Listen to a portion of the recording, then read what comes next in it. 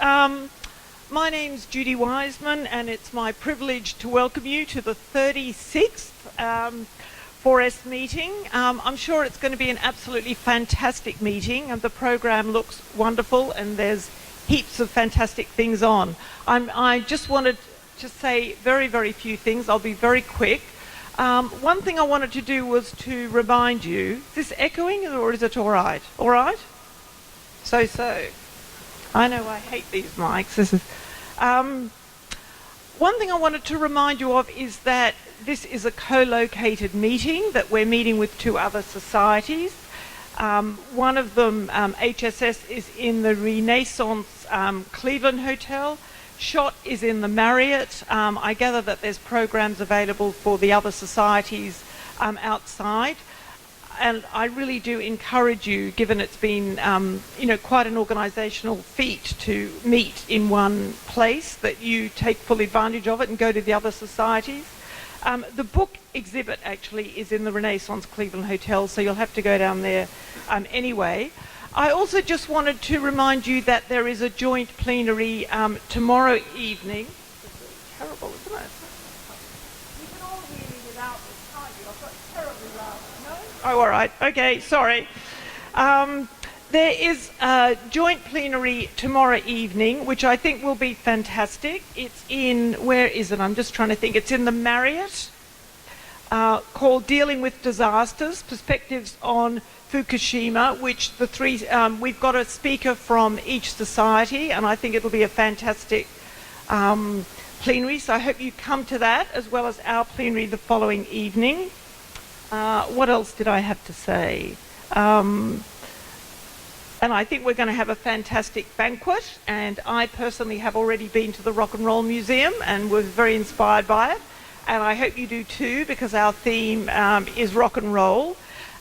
Rolly Varma has done a wonderful job as the program chair for this committee, and she just wanted to take up just a couple of minutes of your time making some announcements.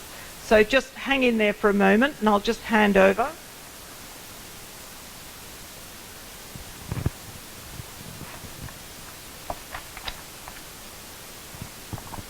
This way. Welcome, and just let me skip these. I want to tell you that we have over 1,000 people registered for the conference, and we have almost 600 professionals and almost 400 people from students and from non-OECD countries. And this division is based on registration criteria. Basically, we have faculty, students, people from government institutions, and people from private sector. And where are you from? You could look at like almost 670 people are from North America, and around 225 are from EU and UK, and almost 65 from Asia, 25 from Latin America, and around 10 from Australia and New Zealand, and around 10 from Middle East and Africa. And I think we need to work to attract more participants from developing countries. We have, just to give you some idea, we have papers in diverse areas, and looking at these, I feel like we need to work so we can attract papers addressing issues of minorities in science and technology, which we don't have that many. And we have wonderful program, and thanks to all of you. And I do want to say one thing on my personal note. So last year in Japan, some people gave me their condolences when they learned that I will be the program chair. And some people said that this is a one-time life experience which I will not want to repeat. But I have to tell you, I really enjoyed it. And I want to say that I do know about STS field, but I think I learned a lot by reading all the abstracts. So it's a wonderful thing for, if you want to volunteer to be program chair in future. Thank you. Great.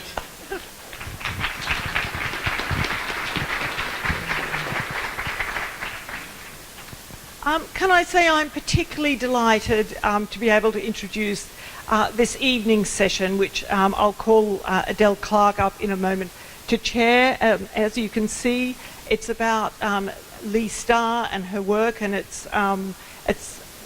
couldn't be more appropriate than to start our conference with this session.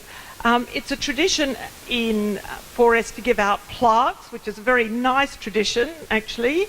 And we always give one to the editors of Science, Technology and Human Values. And as you may know, Jeff Barker and Susan Lee Starr were the editors of this, and Jeff has gone on to do 5 years. So I wonder if I could call Jeff up to take the plaque on behalf of both of them for editing the journal.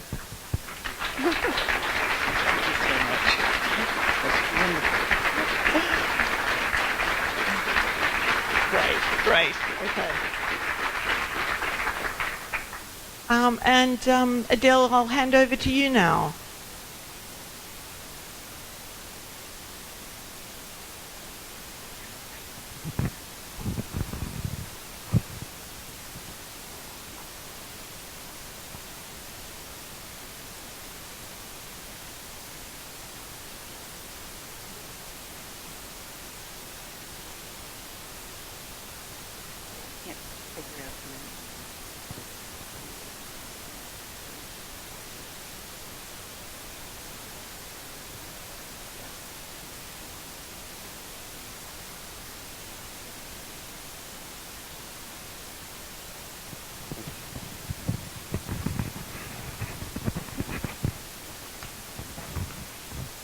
Welcome to the opening plenary dedicated to the intellectual legacy of Susan Lee Starr, who was, among many other accomplishments, president of 4S from 2005 to 2007. I so wish we were together for some other reason tonight. Thank you to Raleigh for wonderful organizational support. We have 1 hour for 4 papers, so I'm going to be very, very brief. Major themes of Lee's scholarship included boundary objects, infrastructure, classification and standards, marginalities and suffering, and work, especially hidden work.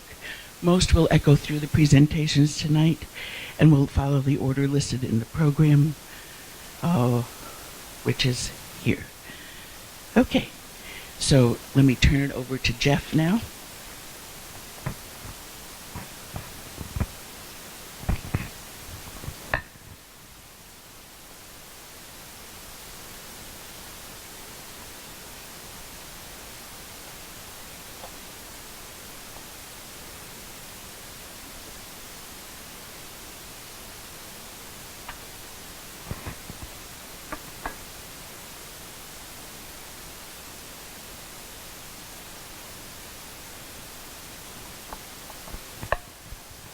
Okay, thanks a lot, Adele, and thank you all. It's just wonderful to be here this evening, and I know that many of you knew Lee very well and personally, some of you didn't, so I'll try and mix and match a little bit in what I talk about tonight, so there's a bit for everybody.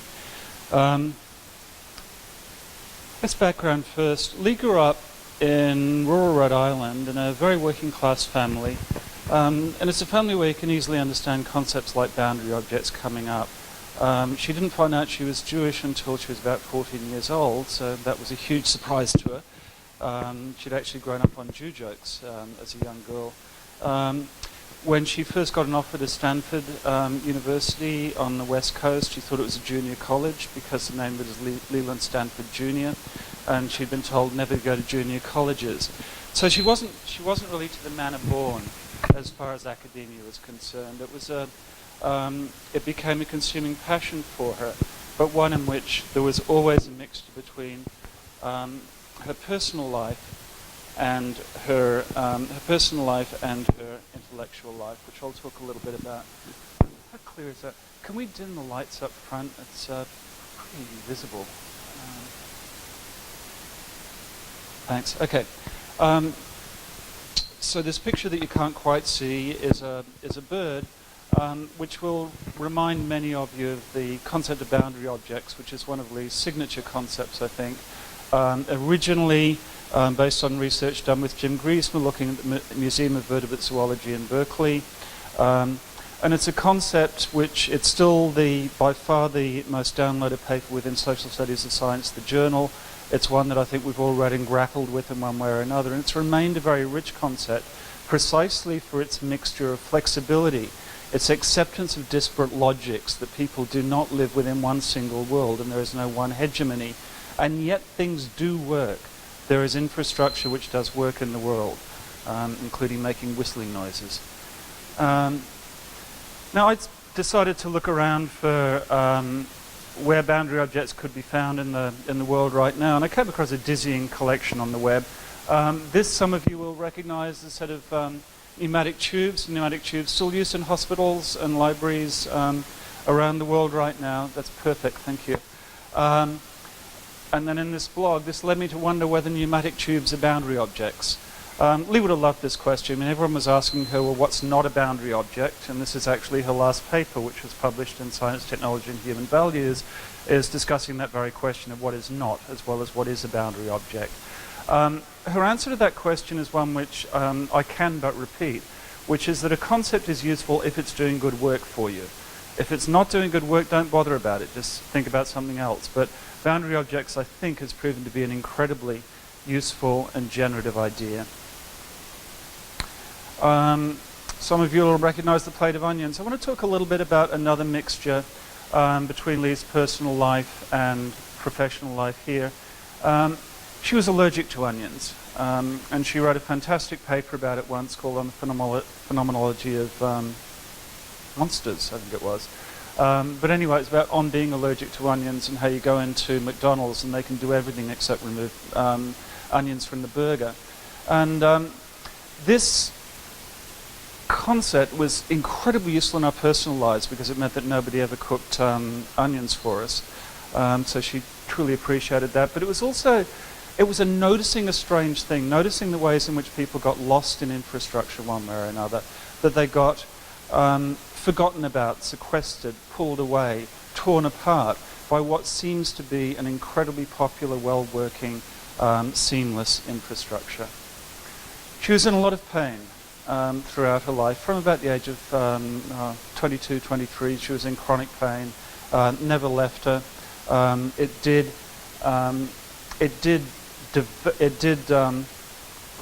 mark her work in many ways. Chiefly, I think, through one of her favorite symbols, the Kuan-Yin of compassion here. That she was highly compassionate towards others. She was always open to experiencing, knowing, recognizing and giving voice to the suffering of others. She very much was part of a tradition, a family. I'm sort of the lone academic who, I don't really remember who my teachers were. She couldn't forget. She was from the Chicago School of Sociology, which is very closely connected to the pragmatist movement within philosophy. That's her teacher, Anselm Strauss. That's Howie Becker. That's with folks at UCSF, where Adele is. And this is the person I was most jealous of in my life, Arthur Bentley. She said she would have married him if he'd been alive at the time. Wrote one of these great books called, The Skin, the Philosopher's Last Line of Defense, which Lee and I both thought was one of the most superb titles for a piece of philosophy. But the important thing here is that Lee was always part of family, always dealing with family. She saw her students as family and her colleagues as family, and I think many of you will have been touched by her presence today. She was moving towards a new topic, which I'm actually going to let her talk a little bit about in a few minutes, because I've got a clip which none of you will have had the chance to see. But this is an image, the evocative image for me. It's about what she was calling the orphans of infrastructure. And the orphans of infrastructure is people who are sequestered from infrastructure, people who are treated very strangely within it. This is a sequestering story. It's the island of Molokai in Hawaii, completely beautiful. If you go to the Molokai tourist site, you'll never see that it was actually a leper colony in the 19th century. It then became a place where native Hawaiians were to be sequestered, kept away, preserved, conserved, kept away from the hurly-burly of modern life. And she was very interested in this kind of sequestration. I don't have the other slide there, as well as its other side, which is people who are over-observed by infrastructure. So she was looking around the edges of infrastructure, trying to work out what are the various contours that it can take. And with a view to writing a book she was going to call The Poetics of Infrastructure. And I very much feel that in her last work that she was achieving this. Throughout her life, storytelling was really important. It's the old Bateson line, that reminds me of a story. She always came up with stories. They were always well-grounded and they were always philosophically rich. And weaving stories, storytelling, this is from our last trip together to a project in Northern Australia working with the Yolngu, an Aboriginal tribe in the Northeast Territory. And what we were very interested in there was the connection between knowledge and the land. The Yolngu believed that knowledge was always, knowledge couldn't be separated off, torn away from the land, torn away from the environment. And so they would only tell their stories and tell their knowledge from within the environment itself. So I'm going to leave you with a few minutes of Lee talking.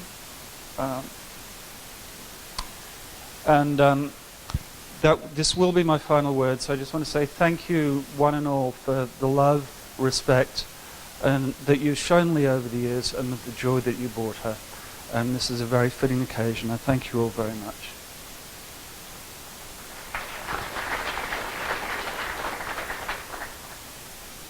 Oh, we need the volume going up.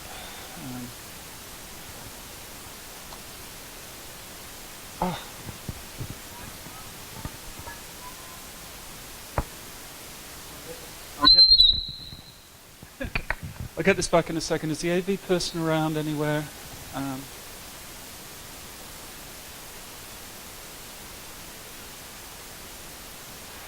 down there, I think. No, it's not. It's not on here. Oh, you got it. Okay, you got it.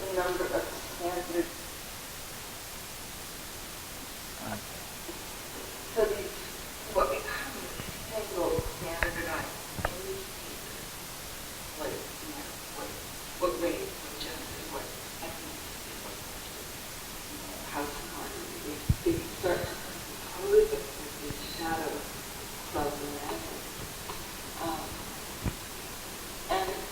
But we live, and go on with, and that which is the standardized testing, quantification of changes, continues to live and to form cells in spite of the fact that the number of standard indicators seems to be increasing every single day. I don't know if this is a new test on everybody, whether it's your IQ or medical test. This is my most recent nightmare. I'll share this with you. It's the credit card company has started doing this thing, and they're sitting for this kitty data line, and then go through and look at just the data line. Honestly, I would say nothing personal. But they look at the correlation between what you buy and whether or not you're likely to go bankrupt at a later. So all that was good.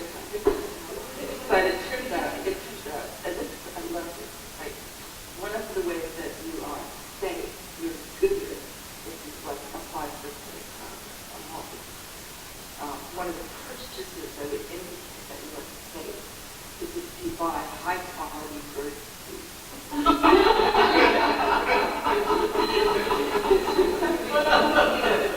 You make it an investment, and obviously crazier people. The other one that I love, another indicator on the other side, which would say to pay attention to bad business, but credit would be, but with this shit, and you can pick up the top and put on another little thing. If you buy one that is in the shape of a silver, you're not classified to the higher.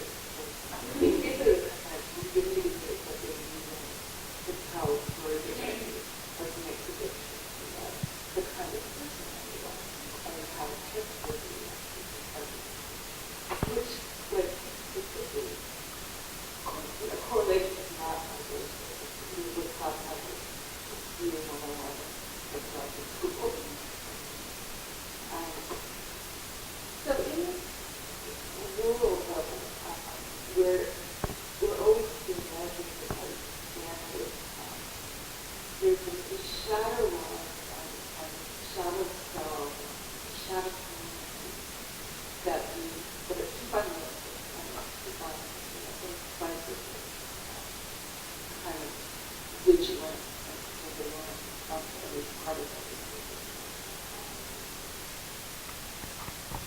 Thank you, Lee.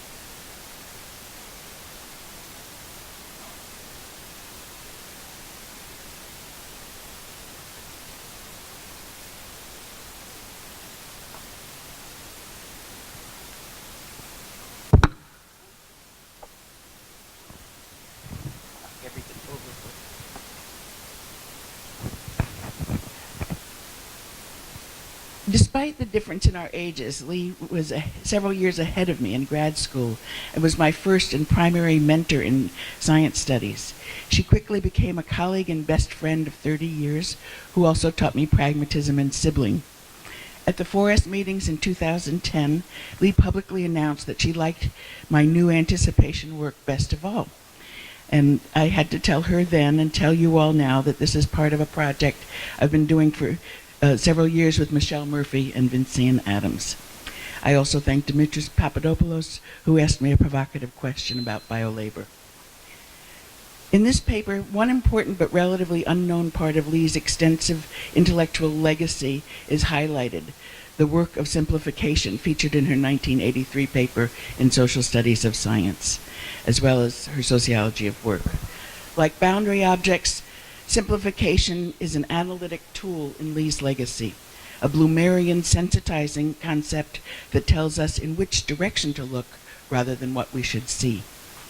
The pragmatist symbolic interactionist sociology in which Lee, Joan Fujimura, and I came of age in the 1980s was deeply focused on work, occupations, and professions, from the factory floor to the scientific laboratory, and especially the clinic and hospital. Focusing usually through field work and on what people were actually doing rather than what they said they were doing, allowed scholars to see tasks as multifaceted, collaboration as complex and stratified, the work as heterogeneous and under and overvalued. These lenses allowed the three of us to enter science, technology, and medicine studies already at full gallop in terms of analyzing the practices of scientific work. Our premise was that doing science is just doing a particular kind of work. And this paper I'm talking from today is on some overlapping, non-fungible, and messy work processes of anticipation intended as a series of provocations. I'm seeking a useful vocabulary for some of the processes of the labor of anticipation, the work of anticipating. It takes a lot of work to anticipate, but the work may or may not be visible, may or may not be taken into account and credited, may or may not be valued at times like other work, depending on the doer of the legitimacy of that is anticipated, and so on. Like other work, anticipation work may be stratified, raced, class, gendered, masculinized, feminized, and may be marginalized and or outsourced and peripheralized. It may be professionalized, expertifized, scientized, biomedicalized, legalized, venture or other capitalized. And my goal for this paper is that anticipation work be recognized as work, as labor, as effortful, and potentially fraught. In writing on Anselm Strauss's sociology, these are the two key sources I used, and here we go. In writing on Anselm Strauss's sociology of the invisible, Lee argued that this raises an old sociological and philosophical question, and I'll let you read that and arrange for myself to be able to sit. So.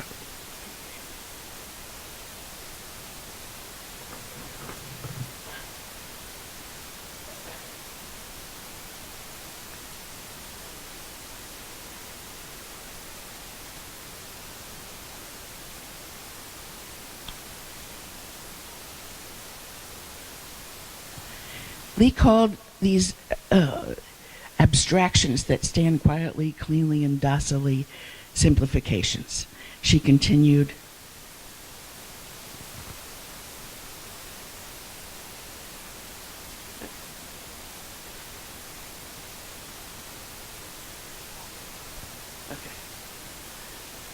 okay.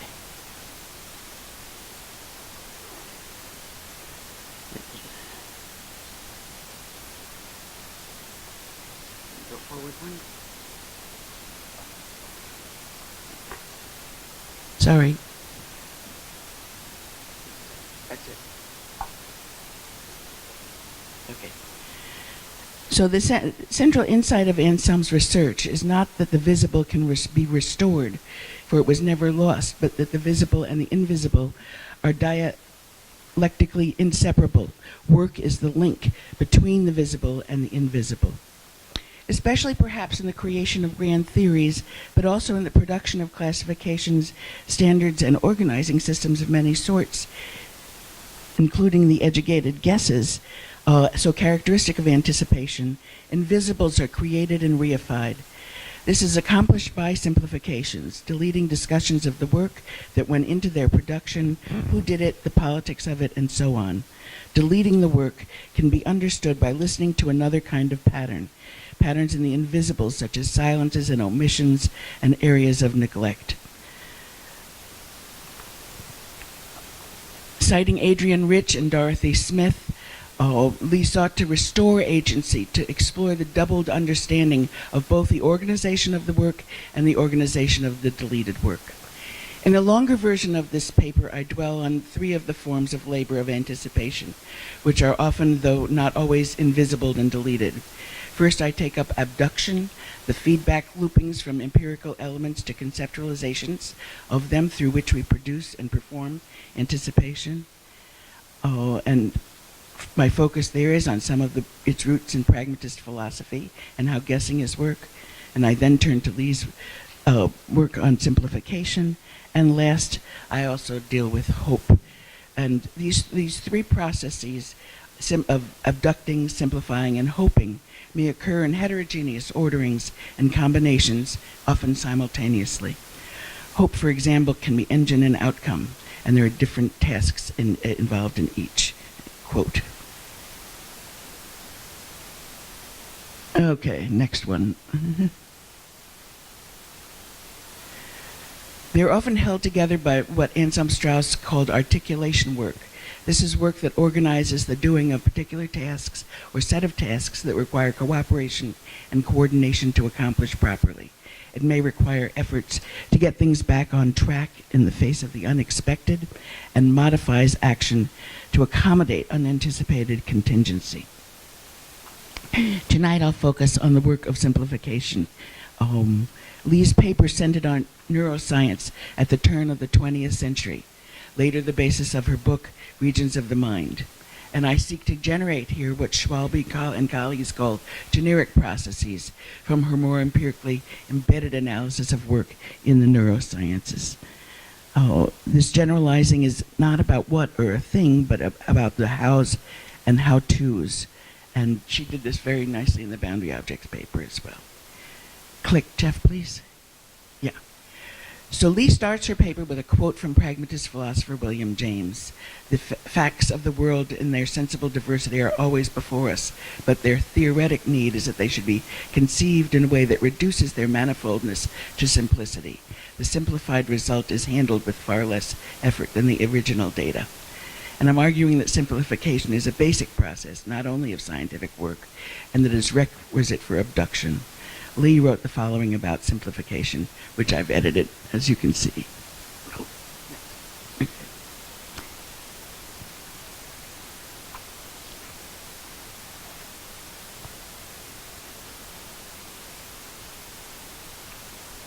Okay, click. For Lee, at the heart of simplification, there is always a reconciliation between theoretical commitments and constraints on material resources. In short, you can only theorize as far as you can afford to. So, to live within anticipation as a routine part of life, we do the work of simplification. We may do so before, during, and after abduction, and simplification is likely part of hoping as well. Many kinds of work may be involved, but Lee's key analytic point was that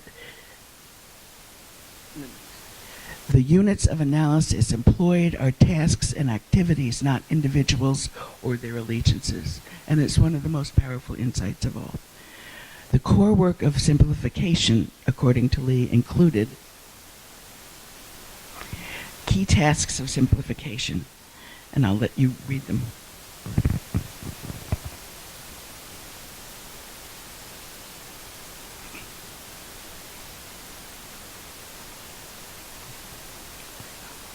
One of the ways to read them is to think of these as in analytics, to take this list, to go into her paper and take this list of key tasks and see how it's done in something, a piece of discourse that you're trying to understand. How has this been pulled off? Okay, next, Jeff. She also asked what may go missing through simplification, what may become invisible. And here's her 1983 brilliant list.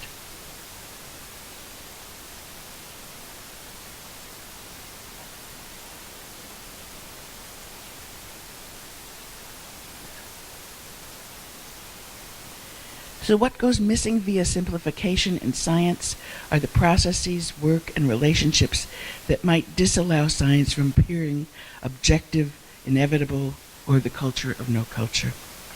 Lee Starr's paper and her work in this area more broadly were concerned with the forms of mobility that truths produced through simplification gained in the world, allowing them to move across specialties and disciplines, gaining allies and generating successful scientific social worlds or communities of practice. Sleek and mobile, such simplifications could evade and dance around rules of evidence. And she proves this very beautifully in her paper. So, in conclusion, Lee's legacy includes these excellent lessons for analyzing simplifications and what may be invisible thereby. Simplification work is always political work, and our mission is to grasp the politics through analyzing that which is invisible and the work that links it to the visible, and in that way we can honor Lee's legacy. Thank you.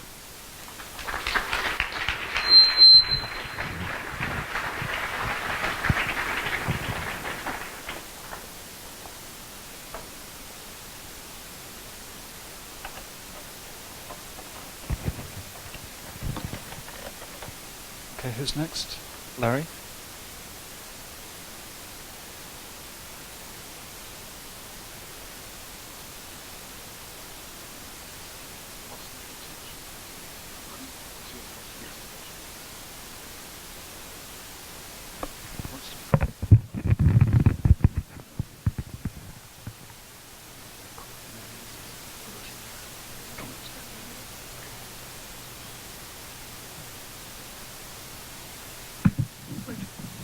Thanks, Jeff. Well, I'm glad that to be here tonight and to honor Lee, and I'm also actually astounded at how similar, or how I should say, Adele's presentation feeds into mine.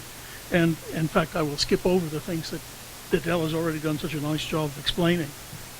What I want to talk about is sort of the flip side, or maybe just another version of simplification that Lee talked about, and it has to do with large-scale data sets, which are now commonplace. They can be analyzed by anyone at rather low cost using fairly canned statistical tools. They require what is increasingly cheap digital storage, and they involve convenience samples, buyers of a product, scanned books, particles passing through a target, or proteins from a given plant. So across all the disciplines, there's this massive data collection and analysis going on. Now, there were early cases of problems with this, and they go back to the 1930s when the Literary Digest did a poll and predicted wrongly who was going to be president. Reader's Digest did the same thing in 1948. And the subsequent literature focused on sampling issues. In contrast, nearly 30 years ago, Susan Lee Starr asked about simplification. And as you just heard, she talked about how ill-structured problems were broken into pieces to make them well-structured, how limited financial and material resources required shortcuts, and so on. I will skip over that. These large-scale data sets are used more and more to make public and private policy decisions. So drones, for example, use GPS to determine what is and what is not a target. Climate change models aggregate data of variable qualities. Financial data is commonly used to guide investment decisions, and we know how well that all worked a couple of years ago. Some of these data sets are designed for aggregation. The simplification occurs during the aggregation process, and most of the early census data was of this type and led to measures of, for example, society, according to Durkheim, the economy, according to macroeconomics, and the climate, most recently, according to meteorological data. But some LSTS are also used to drill down. And the examples here include internet search engines, genomics searches that allow looking for particular protein constructs, and the whole surveillance society, such as CCTV, automated toll booths, supermarket loyalty cards, and so on. Now, the catch is, however, that of course these data sets can now be used for most of them for both purposes. One can drill down in climate data, as some climate scientists did, and advise Ugandan farmers on climate and how to adapt to a changing climate based on global models. It takes a certain amount of chutzpah to do that. One can also combine data, as someone else has done, from some 100,000 sources to provide profiles of particular persons for government agencies. Well, there's a whole series of issues that emerge here, and they emerge largely out of the work that Lee did on simplification. The first is a term that I have to thank Ruth McNally at Caesagen for introducing me to. It's the term lossiness, which is commonly used in engineering to define, for example, JPEG pictures. Once they get past a certain size, you can't continue to make them larger because a large amount of that data was lost under compression. And aggregation is such that certain aspects of phenomena of interest are always lost. Disproportionality. The outliers can have significant impacts on the variable interests of areas of interest, but they can be excluded. So majority groups might be subjected to state sanctions.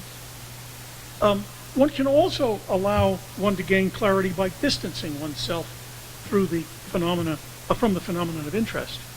And this, one might argue, and others have argued, is the logical conclusion of Alberti's invention of perspective drawing about 500 years ago. This is the case for recent analyses, for example, of the roughly 5 million Google books. Most are in English, the samples bounded by which libraries allowed scanning, and the researchers argued that it allowed access to some, quote, underlying phenomenon, whatever that might be. Most of these use a layering approach to phenomena. That is to say, underlying relations are said to be uniformly true across time and space. A very convenient simplification, but probably one which is fundamentally wrong. Anna-Marie Mull, by contrast, suggests that one can also take a virginal approach to knowledge. And this takes into account how the situatedness of things produces certain kinds of outcomes. Moreover, the practices of data collection have not got merely epistemological, but ontological consequences. The next time that you're confronted with some results from a large-scale data set that you disagree with, try disagreeing without access to another large-scale data set. Hence, the possibility here is that these things crowd out competing ontologies. Those aspects of phenomena that can be calculated or standardized are amplified, and those aspects that cannot are reduced. Note that the representation of phenomena recasts them in a desituated way, and this is particularly problematic with audit data. Also, large-scale data sets tend to tell particular stories, which require a degree of interpretation, a weaving of narrative around data, but this may conceal other important stories, and hence the problems of hermeneutics remain, but may be displaced by these data sets. Large-scale data sets also shift how risk is understood and acted upon. We move from a voluntary undertaking to statistical probability of harm to now graphic depictions of risk. And how these perceptions of risk change the actions people take is entirely unclear. Large-scale data sets also treat errors differently. As Karen Knorsatina mentioned in her book a few years ago, high-energy physics and molecular biologists treat error in very different ways. But most policymakers who rely on large-scale data sets lack the competence and resources to recollect and analyze them, and may strongly resist questioning their validity, especially when it flies in the face of the policy they want to promote. Overlapping all of these issues is the role of standards. Large-scale data sets require Herculean efforts of standardization and data collection, analysis, and interpretation. And as Hilm et al. Showed recently in a book on climate change, just simply showing different periods for the baseline normals yield different historical weather trends. Which one's the right one? Obviously, it's subject to debate. So to conclude, this lens is not meant to be all-inclusive. It has to be simplified as well, condensed here. And as Lee might have said, the consequences of simplification across multiple disciplines are hardly simple. So a lot is at stake with these large-scale data sets as they are linked to policy decisions. And I would argue we have to avoid our fascination with data becoming a form of dataism, producing a meaningless world.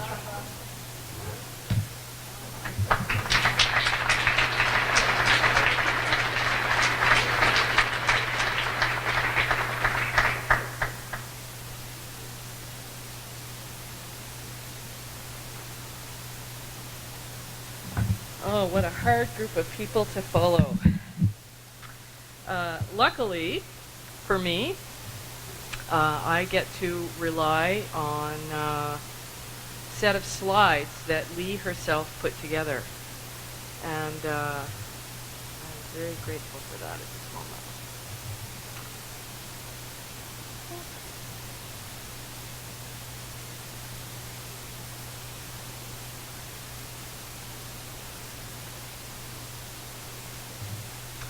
So, I'm Ellen Balka, and as I'm sure you'll see that the themes that Adele raised in her opening, talking about classification, infrastructure, invisible work, marginality, and hope, were all present in the work that Lee was doing at the time of her death. And what I'm going to do tonight is I'm actually going to share with you a presentation that was Lee's part of a paper that we were working on together that we presented about 6 months before her death. And that work was on shadow bodies, which you saw her speak about in the video that Jeff showed. So I'm going to start out and tell you how we defined shadow bodies and also tell you a little bit about the context. I've done a lot of work looking at indicators in the health system, particularly with large-scale data sets, and Lee and I shared this interest in indicators and health indicators and how health indicators mapped the human body.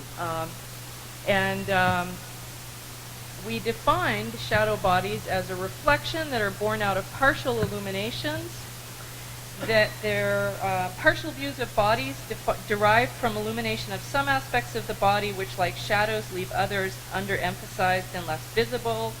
It's important to remember that they are representations rather than the real thing. They can be discipline-based or professionally based.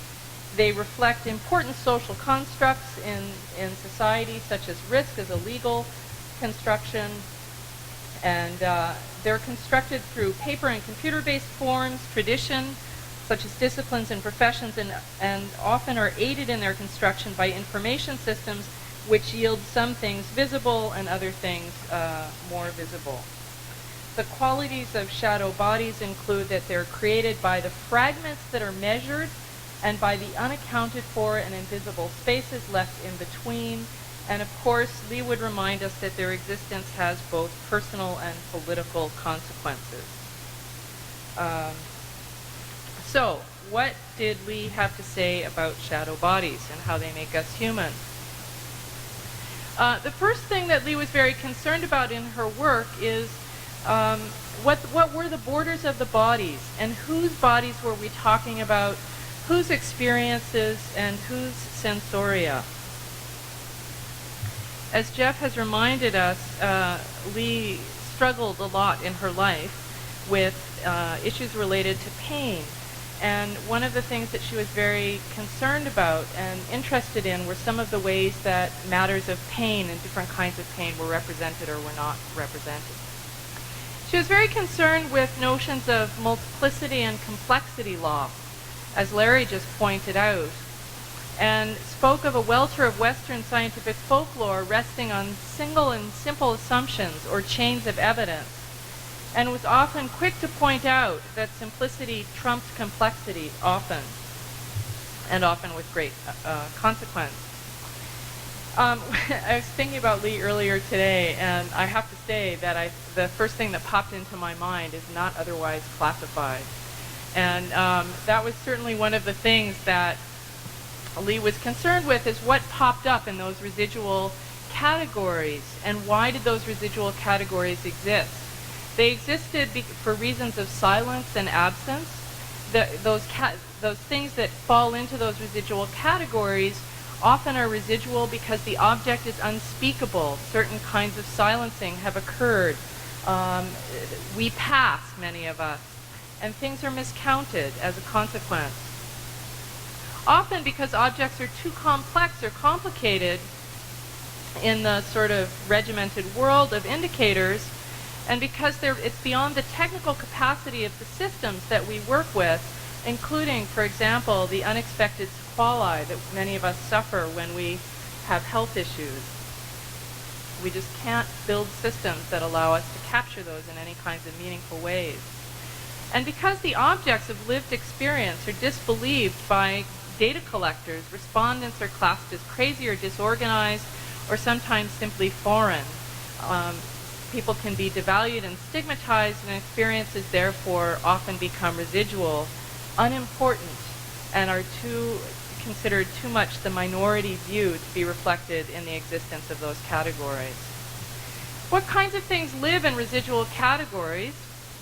We have standardized single indicators that compose and reduce us. We have that which escapes regimes of standardization and testing, so things that are quasi-quantifiable means of behavior, for example, being off the charts, as many of us would say that Lee was. And of course, we have a number of standardized indicators that are increasingly used both medically and intellectually, as well as, of course, as we've heard about today, in financial senses. Now, Lee was working with the concept of an anatomy of shadow bodies. As I mentioned, they start out with partial views. Shadow bodies are inhabitants of residual categories, and shadow bodies are where these two intersect and overlap within a particular context. And one of the things Lee was very interested in, and I think this speaks to her hopefulness, was notions of clouds of indicators or standards and classification. So there was a bit of a tension going on, I think, between, on the one hand, all the ways that classification systems, on the one hand, rendered so much invisible, and on the other hand, that as we increasingly work in the kind of data-rich world that we are, that we're also leaving all these traces of ourselves in interesting places that might somehow, in some way, tell other stories about the margins and about the residuals at some point. So there's a physiology to shadow bodies. Shadow bodies exist in the in-between, in the multiple standardized reified indicators, and they somehow reflect many of these unspeakable experiences that are invisible to the formal record. And of course, shadow bodies can't speak for themselves. Unlike Plato's shadows, they don't refer outwards to a transcendental form. For Lee, we lived in a forest of misplaced concretism. I absolutely love that. Where we have ideas such as one place within the body that might be responsible for a single complex behavior such as homosexuality, violence, intelligence, speech recognition, cancer, or genius, which is often represented as a place in the brain or a gene, entailing claims of indicators without borders. And as a kind of footnote, I had this fascinating conversation on the plane today with a radiologist who was on his way to a conference, and he was deeply troubled by the fact that we have all these radiological images that we that radiologists anyway look at and draw these conclusions from. And of course, life isn't as simple as radiological data might encourage us to believe at times. The shadows, of course, are dismissed. And what we typically see is we see indicators or patterns, sequences, clusters, or pathogenomic signs that are suggestive of problems, phenomenon, and speculations. And of course, in science studies and in other fields as well, we've had a desire to keep this relationship open, to speak of many-to-one relationships, to try and articulate open paths, multiple selves, and creative recombinations and new overlaps, data sharing and its infrastructural challenges. And yet there are vulnerabilities, carving out the one indicator phenomenon relationship and excising it from multiplicity also occurs. That's what we see when we talk about testing, expertise, and a suppression of other relationships. This was a list that Lee was particularly fond of, a classification system for senility. She was also particularly fond of this notion of having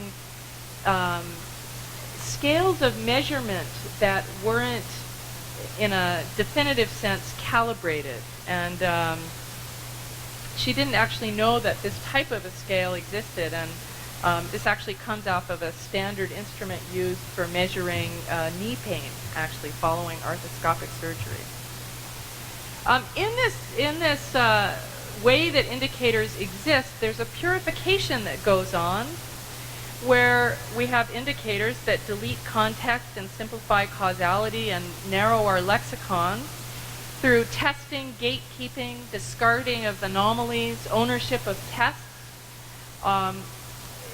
the use of authority, and of course the profit imperative, which makes where standard indicators end up standing in as suitable theories. The indicators are mobilized for purity and simplicity. They become means of asserting purity. We move on with indicators via tool hegemony through things like functional MRIs that de-emphasize the ontological and epistemological challenges and bury the history of multiplicity. As I mentioned earlier, though, Lee thought about this cloud of shadow relationships challenging the hegemony. She talked about hopeful monsters and hopeful residuals, resistant bodies, crocs, diseases without passport, things like AIDS before we had a classification system of AIDS, before we understood what the grouping of symptoms was that we came to call AIDS. And spoke about how some anomalies were just simply too big to bury. That the relationship, one example being the relationship of environmental racism to higher rates of breast cancer in African American women. But shadow bodies, Lee said, could give us hope through contradiction and self-destruction at the heart of standards with boundary objects, that over time shadow bodies might help us form narrative social movements, that standards need not be or weren't metanomic of human bodies and beings, and that we saw evidence of this in the sense that there are recent turns in several fields to the haptic, to things and materials, to multiplicity, representing a thirst for the suppressed truths of shadow bodies. And what if, Lee asked, if we move in quantum space, our various material embodied multiple selves move in heterogeneous 4 dimensions. Our various parts have different rates, scales, and scope. And to be human is to juggle this variety. Thank you.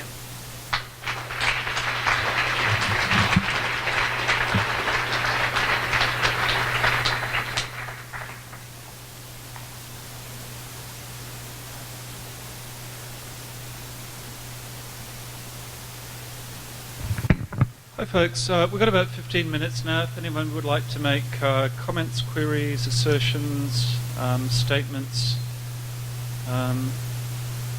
responses.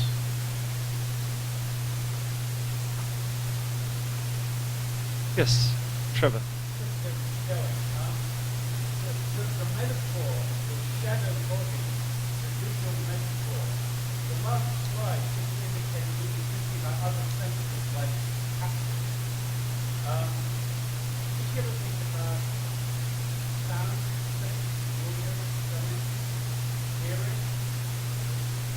Surprising question from you, Trevor.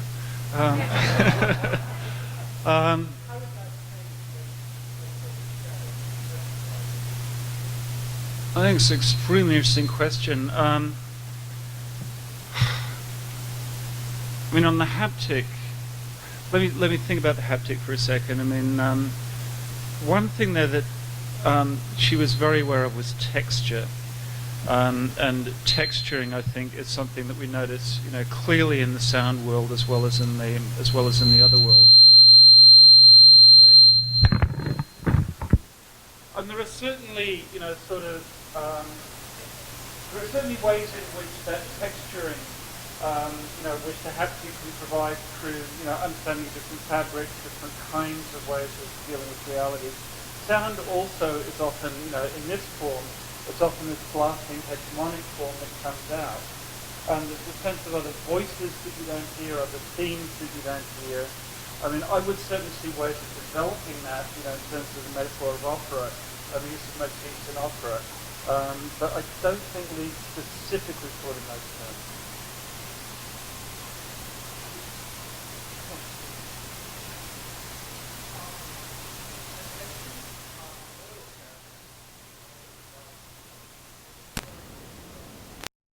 Place in the Santa Cruz Hills, and there was definitely a countercultural spirit. It wasn't just all sort of SDS academics there.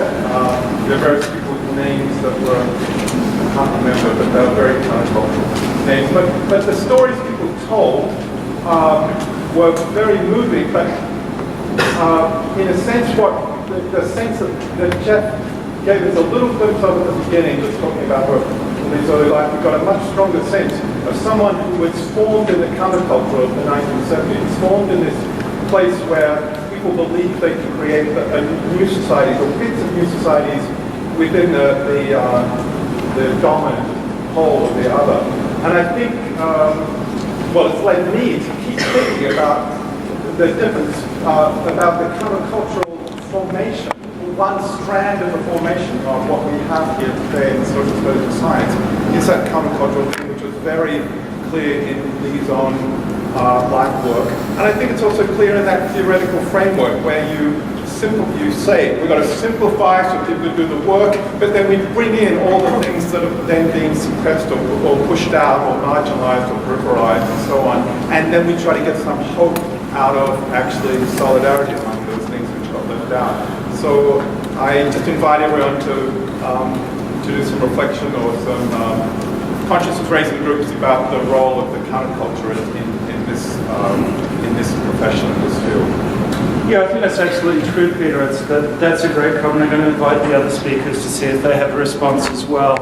I mean, certainly for Lee and I getting into science studies, it was seen as a radical endeavor and a political commitment, and I think it's much less that today, and more's the pity.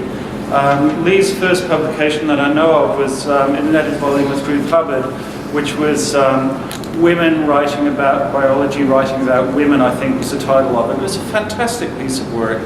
The early roots of science studies certainly go back to the Campaign for Nuclear Disarmament, social sciences for professional responsibility, and we've sort of lost that in the field. Lee's own counterculture background, for those who are unaware of it, she talked about it a lot. Certainly being a lesbian, certainly being, in the kind of feminist circles of the 1970s. And there are a huge number of very interesting stories about that, which I may go into over drinks later. But there was certainly that part of her, as counterculture, that part with the feminism, the political commitment, and the spiritual commitment as well. The spiritual commitment was never far from her work, and indeed she was a practiced Wiccan priest, pagan priest. For those who want to put a theoretical edge to it, read Michel Serres, on the role of paganism and seeing, paganism / pantheism, and seeing that as ways of building new kinds of ontologies in the world. But if you just want the story, San Francisco Chronicle had 2 days ago a picture of the house property that Lee and I owned in Bonnie Doon with a story about the witches of Silicon Valley. And she was very, very much part of that setting, and didn't see a separation between that countercultural work, which Peter, quite rightly brings to our attention, and the academic work she was doing. But I don't know if any of you want to respond further on that. Well, I want to make a connection between that and also the issue of the haptic stuff, because one of the conversations that was going on in relation to the shadow body work had to do with body knowledge. And of course, in academia, we don't spend a lot of time talking about body knowledge, although some of you may know that a few years ago, I actually came to 4S and talked about body knowledge, which was an absolutely terrifying thing to do, but I never would have done that had it not been for Lee's encouragement. And Lee really, I think it's important for us to remember that one of the great legacies Lee has given us is she really created space for a lot of us to be different in some sense, and to be something other than really sterile academics. And I hope that we all hang on to that. I would also say that for Lee and I and Joan, 4S was the other. We were in American medical sociology, and this was and remains very other from that, and very excitingly so. So it's been a blessing in all our lives in that deep kind of way, as alternative too. So. Okay, yeah. Hi, so I'm interested in this notion of hope, largely because it seems that throughout Lee's work there's much interest in infrastructural misalignments and torque and those kinds of things, but at the same time there's this undercurrent of hope throughout it, and it's a word that we've mentioned several times today. So I'm wondering if the speakers can talk a little more about hope, either within the sort of articulation work or the anticipation work or shadow bodies, but also within Lee's work more generally and for science studies more generally. I don't particularly do hope, so I'm going to ask to come in on that. Yeah, I mean, hope is central. I mean, it's like, for me it was very much, in the spirit of Emma Goldman, where sort of, I can't dance, I don't want to be part of your revolution. There's got to be fun in it. If you're not having fun while you're doing it, if you're not feeling the hope while you're doing it, then you've already lost the battle. But I will ask the others to come in on that, because I really am a bit of an existentialist. I can speak to that on a very personal level.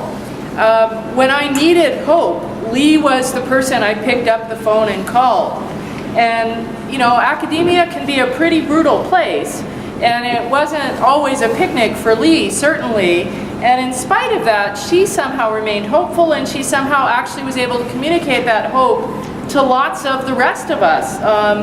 But I think in terms of the shadow body work, the piece that she was particularly hopeful about was that even though on the one hand indicators can be incredibly reductive, she also had this sense in which we sort of leave these traces of our alternate selves as I almost sort of feel like you see a little mouse leaving traces, but we leave traces of ourselves, and I think she talked about things like blogs. Actually, I have a quote that I didn't read that speaks to that there are now all these traces like blogs and other things, and that maybe we'll develop new forms of data mining that will allow us to construct and make visible these alternative selves in other ways. So it wasn't all just about that we were kind of mucking things up by being incredibly reductionist.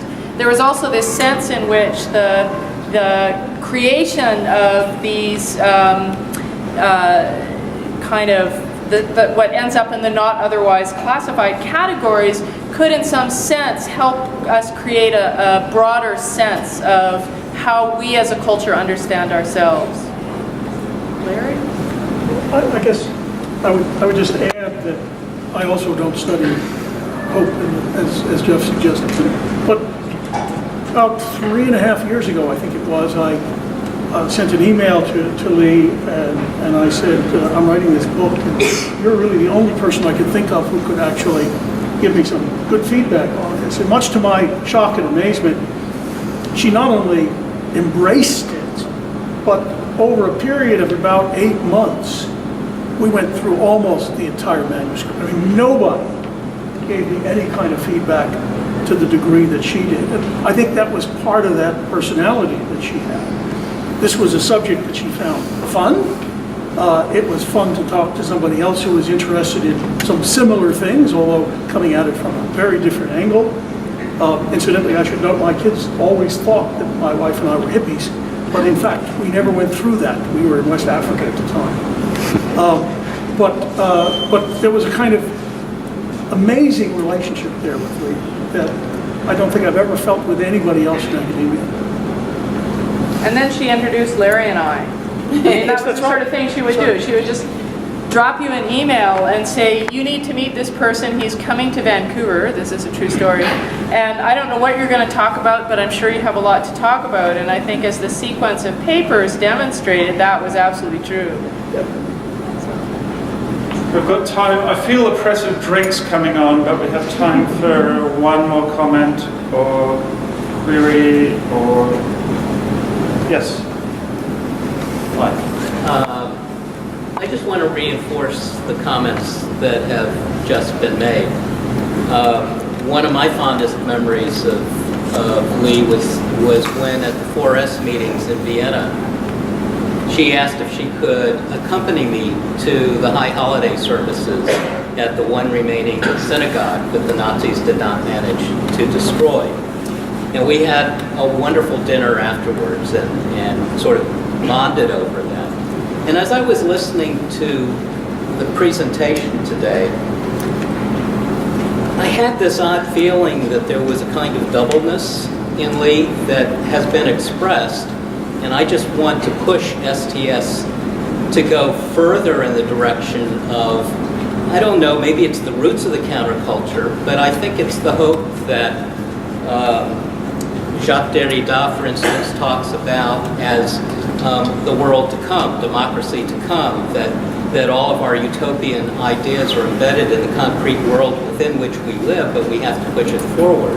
And particularly this last piece on shadow bodies is of that spirit. And I'm struck by the degree to which the pragmatist formulations, which I grew up with. I'm the child of the Vienna Circle pragmatists who had a very close connection to the American pragmatists, and I came out of Chicago as well. But I was struck that that language is really the language that we adopt when we talk to engineers. As many of you know, I live in a world of engineers at MIT, and you have to adopt a different language talking to them than you do to humanists. And yet there is this rich philosophical tradition, or to many, many physicians as well, who have a similar take on reductionism and the power that reductionism has provided us, but yet leaves out many things. And what I kind of missed in the presentation, indeed, was what Peter was referring to, which is this other side, which is full of hope, and requires a whole set of tools, not only haptic tools and sonic tools and so on, but looking in between the infrastructures and readjusting the infrastructures. Both your work and Lee's are profoundly inspiring in that regard. And so I just want both I just want to acknowledge in admiration of Lee that we not stop at simplifying and complexifying, that there's a lot more in the world than just that. What a lovely note to end on, and I couldn't agree more with that, with that comment. And I think in closing, what I'd like to say is, first of all, thanks to all the speakers for having done such a fantastic job and put so much into it. And also thank you as an audience. I mean, it's like, there's you've been playing a little bit lately with that game, the what's it, encounter group game, where you fall forwards and you know someone is going to be there, or you fall backwards and you know someone is going to be there to hold you. And I think in a sense Lee has fallen either forwards or backwards, but I really feel this community is holding her spirit and cherishing her spirit, and I thank you all for that. Thank you.